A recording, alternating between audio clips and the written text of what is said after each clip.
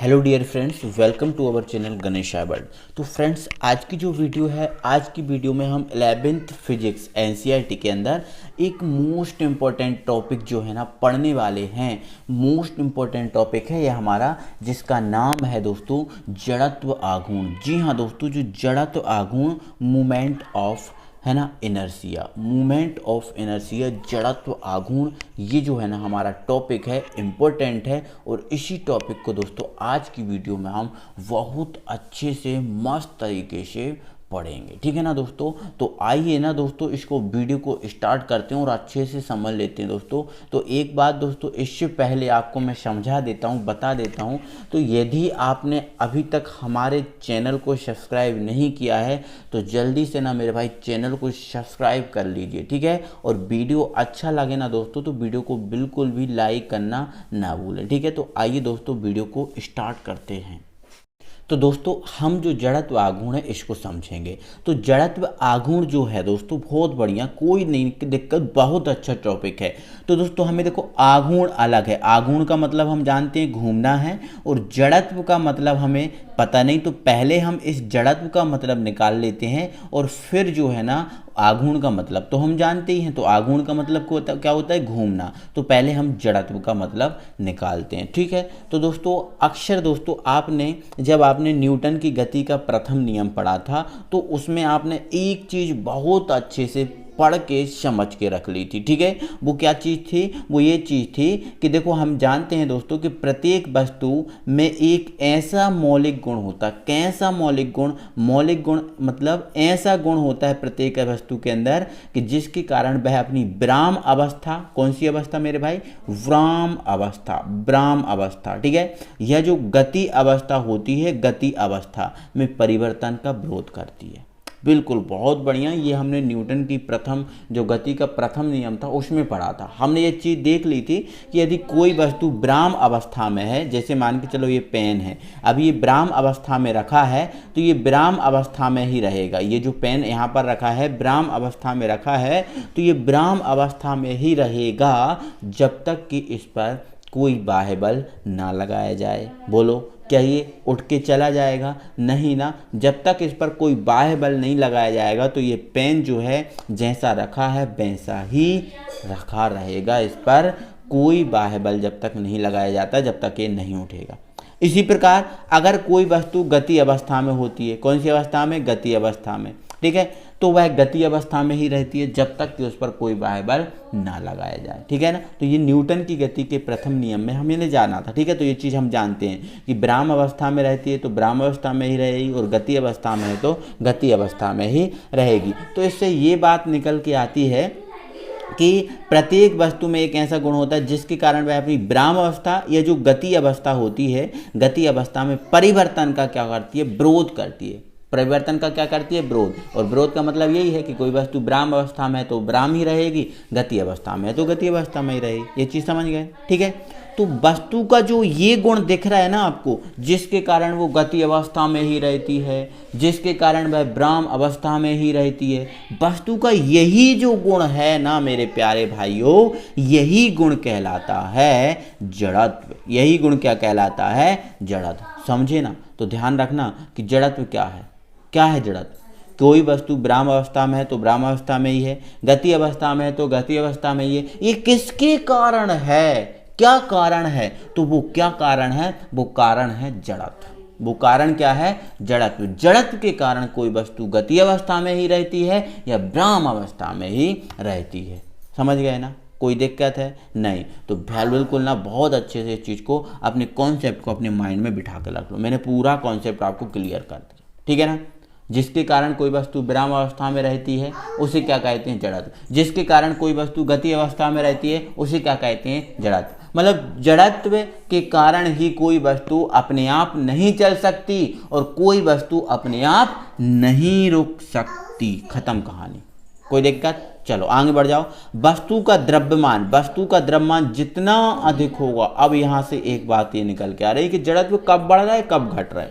तो वस्तु का जो द्रव्यमान है जितना अधिक होगा, जितना ज़्यादा अधिक होगा, ठीक है, जड़त्व जो है ना उतना ही अधिक होगा। जड़त्व उतना ही अधिक होगा। कहानी खत्म मेरे भाई, कहानी खत्म ना मेरे भाई। कि ध्यान रखना कि आप किसी ने बोला कि जड़त्व कब होता है अधिक, तो आप बता देना कि वस्तु का द्रव्यमान अधिक होगा तो जड़त्व अधिक होगा, द्रव्यमान कम होगा तो जड़त्व कम होगा। ठीक है, तो ये आप क्लियर कर चुके होगे आई होप। अब तो ये तो मतलब हमने समझा केवल जड़त्व का। और आघूर्ण का मतलब क्या है? घूमना। आघूर्ण का मतलब क्या है? घूमना। तो आप आघूर्ण का मतलब समझ लो। देखो इधर दोस्तों, आप थोड़ा सा समझने की कोशिश करना, समझने की थोड़ा सा चेष्टा करना। ठीक है, मैं समझा रहा हूँ आपको। तो दोस्तों हमने जो है ना इतना समझ लिया कि कोई वस्तु गति अवस्था में है तो गति अवस्था में ही रहेगी, ब्राह्म अवस्था में है तो ब्राह्म अवस्था में ही रहेगी। हम एक टॉपिक दोस्तों और समझ रहे। इसी प्रकार दोस्तों हम ये देख रहे हैं, देखो ये मैंने क्या बना लिया, एक अक्ष बना लिए। ये मैंने क्या बना लिया दोस्तों, एक अक्ष बनाकर यहाँ पर रख लिया। ये मेरा एक अक्ष है। ठीक है, और मैं क्या कर रहा हूँ, ये जो अक्ष है जिसको मैं नाम दे रहा हूँ ए, और यहाँ पर दे रहा हूँ बी। ठीक है, ये यहाँ पर मैंने दे दिया बी। अब मैं क्या कर रहा हूँ दोस्तों, ये जो अक्ष है इस अक्ष में दोस्तों मैं एक क्या कर रहा हूँ, बॉल को फंसा दे रहा हूँ। किसको फंसा दे रहा हूँ? बॉल को फंसा दे रहा हूँ। ये मैंने क्या किया, इसके बीच में क्या कर दिया, एक बॉल को फंसा दिया। ठीक है ना। अब दोस्तों हमने ये चीज़ देख ली है कि कोई वस्तु गति अवस्था में है तो गति अवस्था में ही रहेगी, और ब्राह्म अवस्था में है तो ब्राह्म अवस्था में ही रहेगी। ये चीज़ हमने देख ली है। ठीक है, तो इसी प्रकार दोस्तों क्या होता है, यदि कोई वस्तु किसी अक्ष के परितः घूम रही है, जैसे मान के चलो ये अक्ष है, क्या है ये अक्ष है। ठीक है, अक्ष है जिसे हम घूर्णन अक्ष बोलते हैं। ठीक है, घूर्णन अक्ष बोलते हैं क्योंकि घूर्णन का मतलब घूमना होता है। ठीक है, घूर्णन अक्ष है। तो यहाँ पर दोस्तों क्या कर रहे हैं, ये जो बॉल है, ये जो मान लिया है क्या है, बॉल है। ठीक है, ये बॉल है। ठीक है, तो ये जो बॉल है जो इस अक्ष जो है ना, इस अक्ष के परितः क्या कर रही है, घूम रही है। इस टाइप से क्या कर रही है, घूम रही है। इस टाइप से घूम रही है। ठीक है ना, समझ रहे हैं ना। तो इसी प्रकार हम ये कह रहे हैं यदि कोई वस्तु किसी अक्ष के परितः घूम रही है तो वो वस्तु घूमती रहेगी।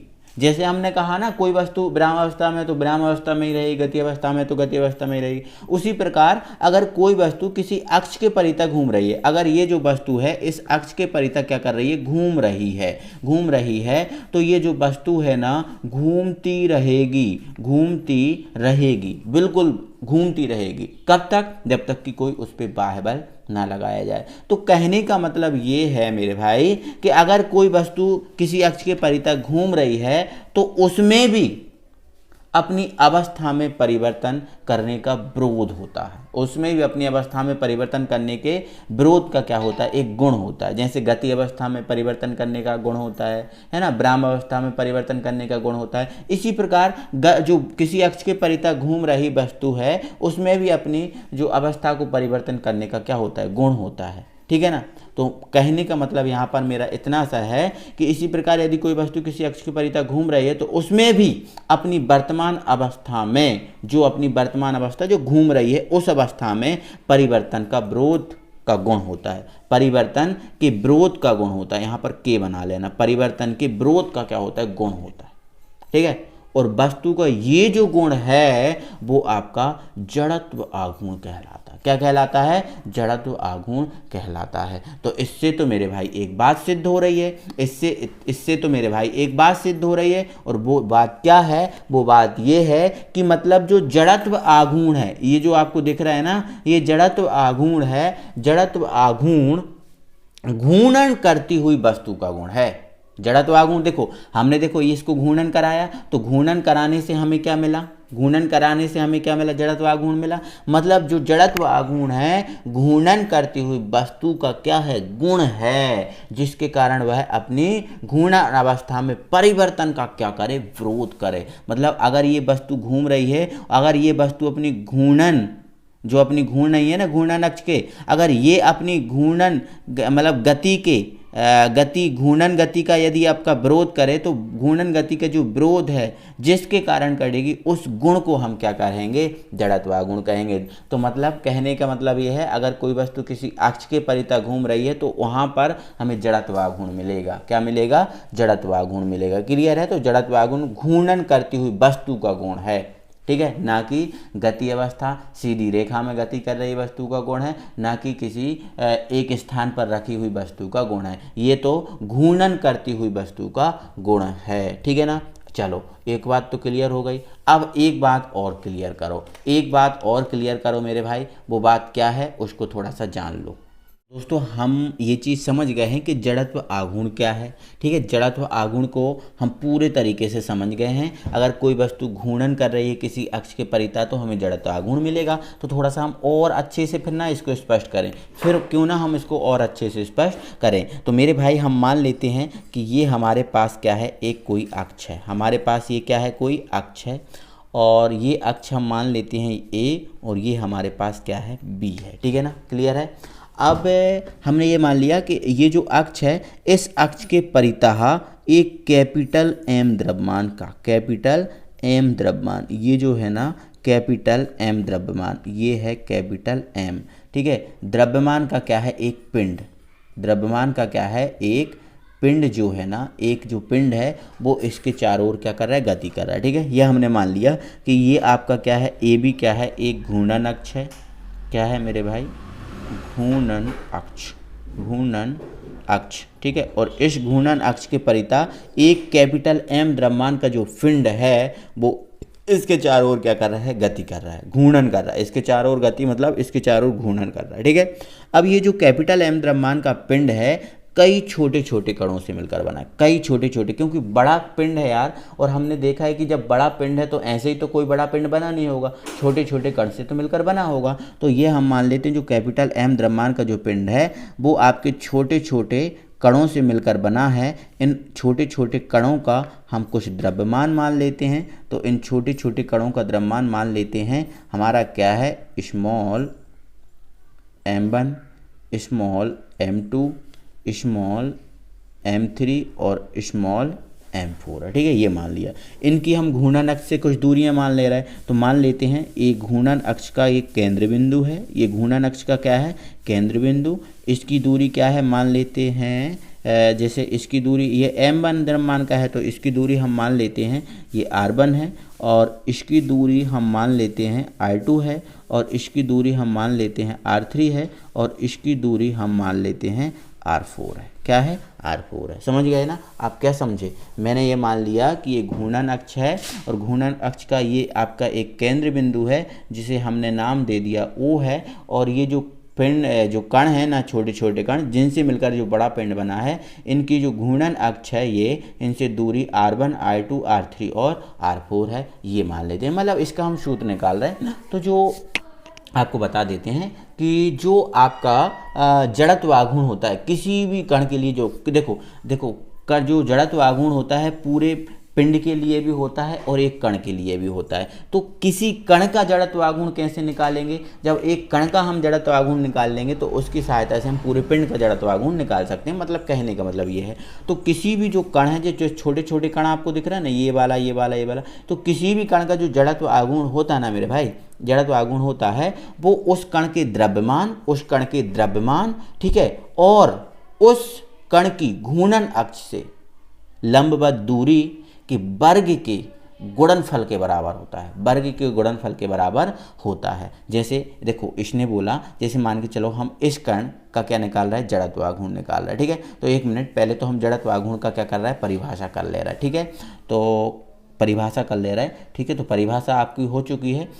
इसको कैसे क्या होता है घूर्णन, किसी भी पिंड का, किसी भी कण का जो जड़त्व आघूर्ण है ये हमने आपको बता दिया, उस कण के द्रव्यमान और उस कण की घूर्णन अक्ष से लंबवत दूरी के गुणनफल के वर्ग के बराबर होता है। ठीक है, अर्थात क्या निकलेगा। तो एक बात और याद रख लेना दोस्तों कि जो जड़त्व आघूर्ण है इसको हम कैपिटल आई से व्यक्त करते हैं। तो अगर हम दोस्तों जो आपको ऊपर शब्द लिखे हैं उनके अनुसार इसका सूत्र निकालने की कोशिश करें तो मान लेते हैं जो जड़त्व आघूर्ण है वो जड़त्व आघूर्ण का सूत्र क्या बनेगा, जड़त्व आघूर्ण बराबर कण का द्रव्यमान, यही बोला ना, कण का द्रव्यमान और घूर्णन अक्ष से लंबवत दूरी के गुणनफल के वर्ग।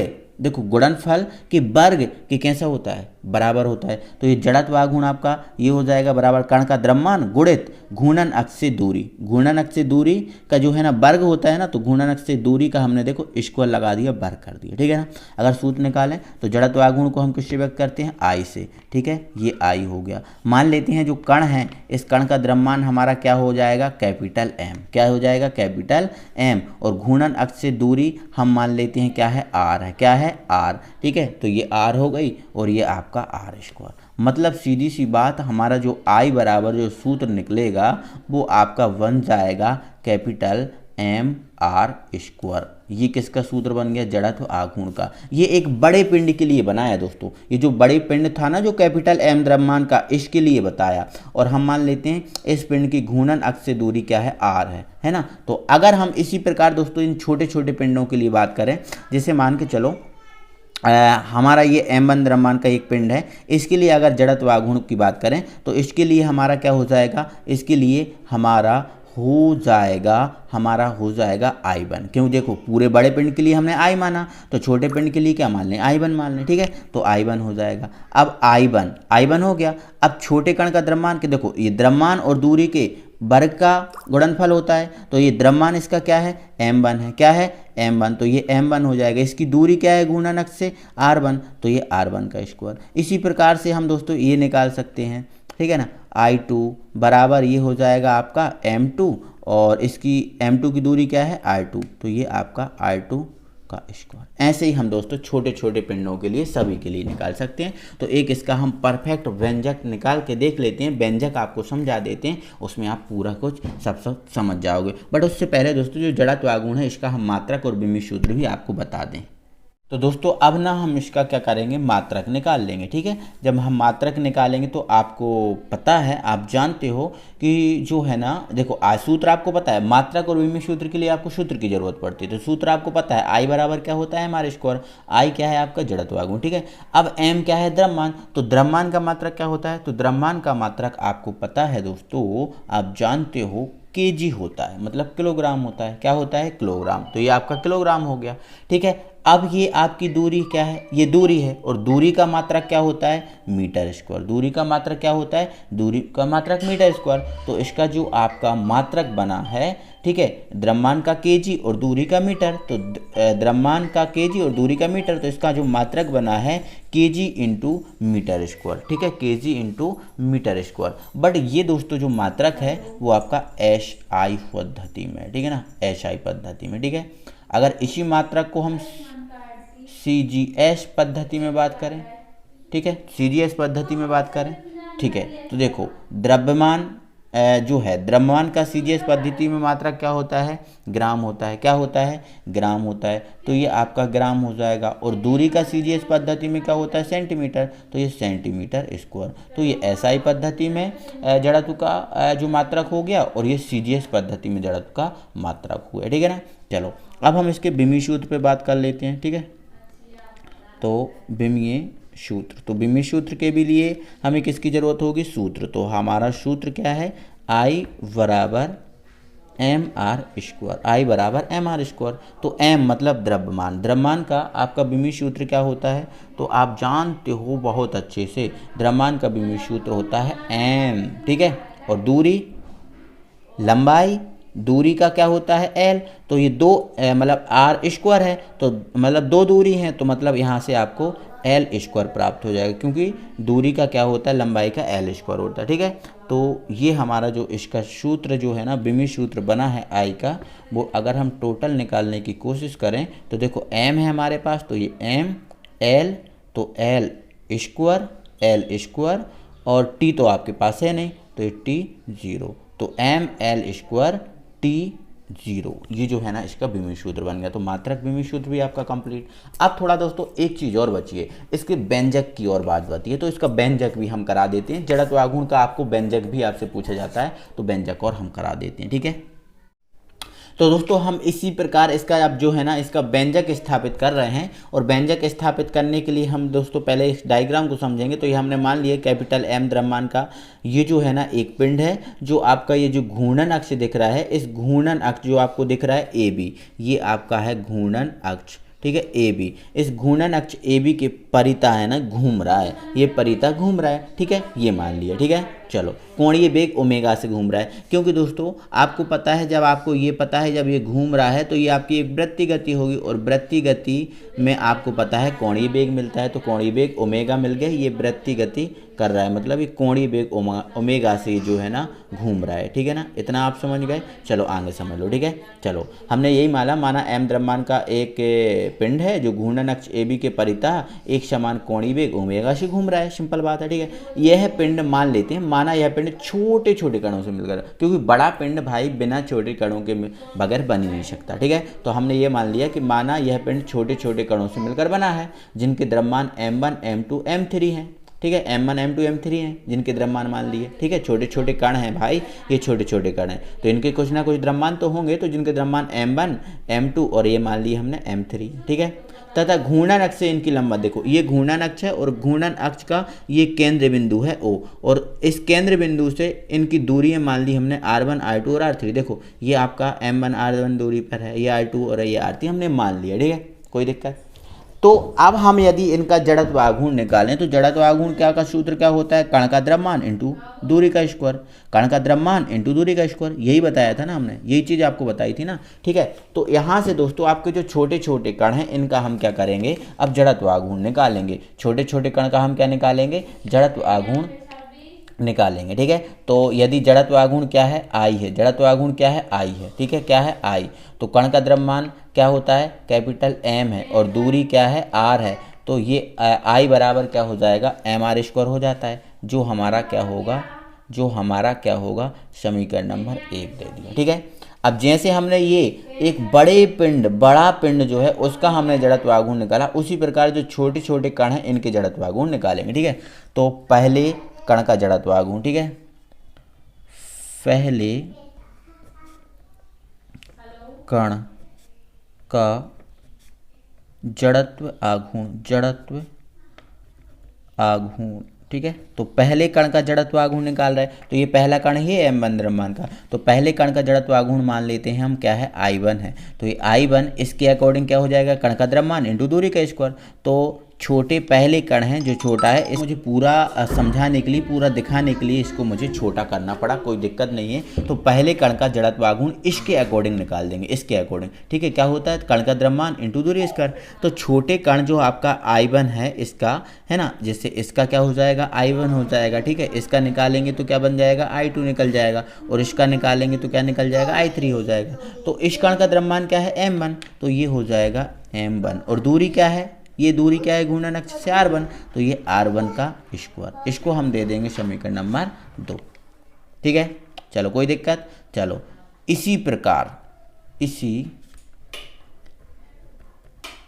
प्रकार आपका जो दूसरा कण है उसका जड़त्व आघूर्ण क्या हो जाएगा मेरे भाई, उसका जड़त्व आघूर्ण हो जाएगा I2, देखो दूसरे कण का I2 बराबर m2 I2 स्क्वायर, इसको हम दे देंगे समीकरण नंबर 3। और इसी प्रकार दोस्तों हम धीरे धीरे करके निकालेंगे, तो आपका तीसरे कण का क्या हो जाएगा, I3 is equal to m3 और r3 का स्क्वायर, इसको दे देंगे समीकरण नंबर 4। तो जब ऐसे हम करके निकालेंगे, तो अब जैसे हम रखते हैं दोस्तों कि इसी प्रकार से जो अभी हमने ये माना कि ये 3 कणों से मिलकर बना, लेकिन मान लेते हैं ये पिंड n कणों से मिलकर बना, तो n कणों का द्रव्यमान जो जड़त्व आघूर्ण होता है वो ऐसे ही निकालता है, ठीक है। तो हम इसलिए इसमें आगे क्या कर दे रहा है, डैट डैट डैश कर दे रहा है, ये डैट डैट डैश हम कर दे रहा है, n कणों के लिए कर ले रहा है। मान लेते हैं n कणों से मिलकर, तो n कणों के लिए भी हम ऐसे ही निकालते, फिर I2 I3 फिर I4 I5 I6 I7 I10 I10, तो IN तक, ऐसे n कणों तक के लिए हम निकालते रहते, ठीक है ना, कोई दिक्कत है। अब दोस्तों हम आगे क्या कर रहे हैं, उसको देखो। किंतु दोस्तों हम यहाँ पर एक चीज़ लगा रहे हैं, थोड़ा सा हम इसको ऊपर करके आपको समझा देते हैं। किंतु आपका देखो, जो आपका एक सेकंड, जो आपका कुल जड़त्व आघूर्ण है, जो कोई आपका जो पिंड है, इसका जो कुल जड़त्व आघूर्ण है, ये कुल जड़त्व आघूर्ण इस छोटे छोटे कणों के जड़त्व आघूर्ण के बराबर होगा कि नहीं, बोलो होगा कि नहीं। ये जो पिंड है, इस पिंड का कुल जड़त्व आघूर्ण ये छोटे छोटे कणत्व जो कण हैं इनके जड़त्व आघूर्ण के योग के बराबर होगा कि नहीं, बोलो होगा कि नहीं, होगा ना, ठीक है। तो यहाँ से हम एक लाइन लिख दे रहे हैं, किंतु लगा रहे दोस्तों, किंतु जो आई है आपका कैपिटल आई, जो ये आई है, ये जो जड़त्व आघूर्ण है ना आई, ये आई इन छोटे छोटे आइयों के क्या होगा, योग के बराबर होगा। तो हम यही लिख रहे हैं, किंतु आई बराबर क्या हो जाएगा, I1 plus I2 plus I3, और ये डैट डैट डैश, ये बहुत सारे होते तो उनके योग के बराबर होता, तो डैट डैश डैश कर दिया, ठीक है।